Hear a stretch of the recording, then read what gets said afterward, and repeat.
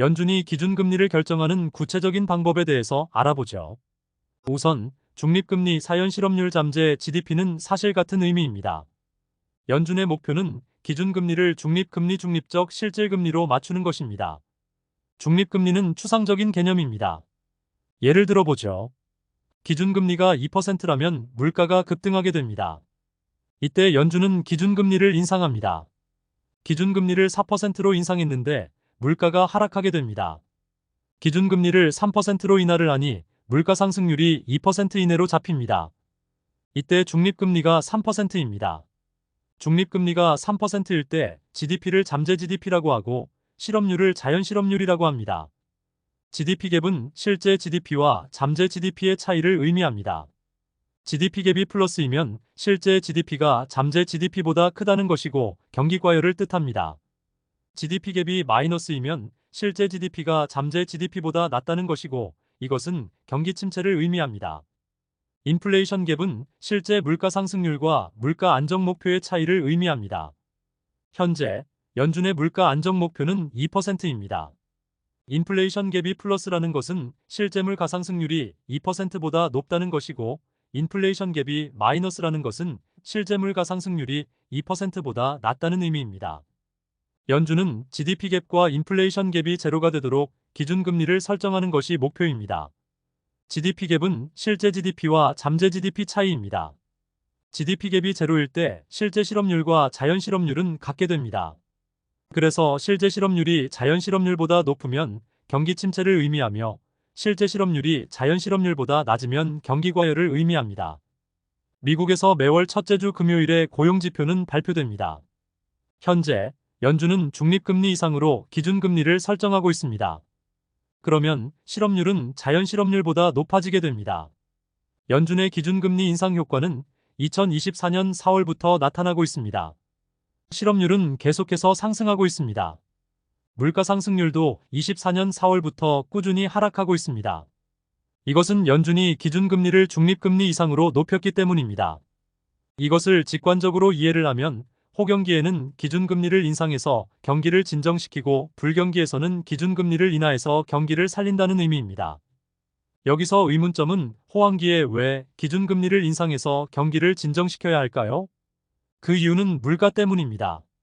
만약 경기가 호황이고 물가가 안정적이라면 굳이 기준금리를 인상해서 경기를 진정시킬 필요가 없습니다. 대표적으로 1980년대 후반 우리나라입니다. 우리나라에서 단군 이래 최대 호황은 1980년대 후반이었습니다. 삼저 호황이라고도 하죠. 저금리 저유가 저달러로 우리나라 경제 성장률은 10%대였지만 낮은 물가 상승률을 보였습니다. 물가 상승률이 낮으면 기준금리를 인상해서 경기를 죽이면 안 됩니다. 2022년 미국이 경기 호황임에도 기준금리를 급격하게 올린 것은 물가가 급등했기 때문이죠. 한국은행 홈페이지에 들어가면 기준금리와 물가 안정 목표가 나옵니다. 한국은행의 제1의 목표는 경기 진작보다는 물가 안정이라는 것을 알 수 있죠. 연준 역시 제1의 목표는 물가를 안정시키는 것입니다. 물가를 안정시키는 방법은 실업률을 높여서 물가를 잡는 것이죠.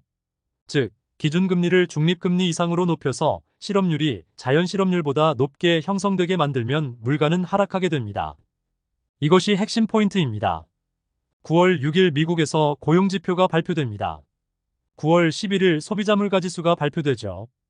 9월 6일 실업률이 8월 실업률 4.3%보다 높아지면 나스닥은 어떻게 움직일까요? 실업률이 4.4%로 나왔다고 해보죠. 경기 침체라는 의미는 실제 GDP가 잠재 GDP보다 낮다는 의미입니다. 경기 침체로 진입했기 때문에 나스닥이 폭락할까요? 대폭등할 가능성이 높습니다. 왜냐하면 실업률이 4.4%라면 9월 11일 발표되는 소비자물 가상승률 역시 8월 2.9%보다 낮게 나올 가능성이 높기 때문이죠. 연준이 추정하는 자연 실업률이 4.2%라면 기준금리 인하폭을 높게 잡을 수 있기 때문입니다. 이런 기준을 정확하게 이해를 해야 상반된 말을 하지 않습니다. 기준금리가 인하가 되면 주식시장은 대부분 상승한다고 말합니다. 경기가 침체되면 주식시장은 하락한다고 말하죠. 경기가 침체되어야 연준은 기준금리를 인하합니다. 그러면 경기 침체로 주가가 하락할까요? 아니면 기준금리 인하로 주가가 상승할까요? 경기가 침체되면 주가가 하락한다는 것은 일반 투자자들의 생각입니다. 경기가 침체되면 주가는 오히려 급등합니다.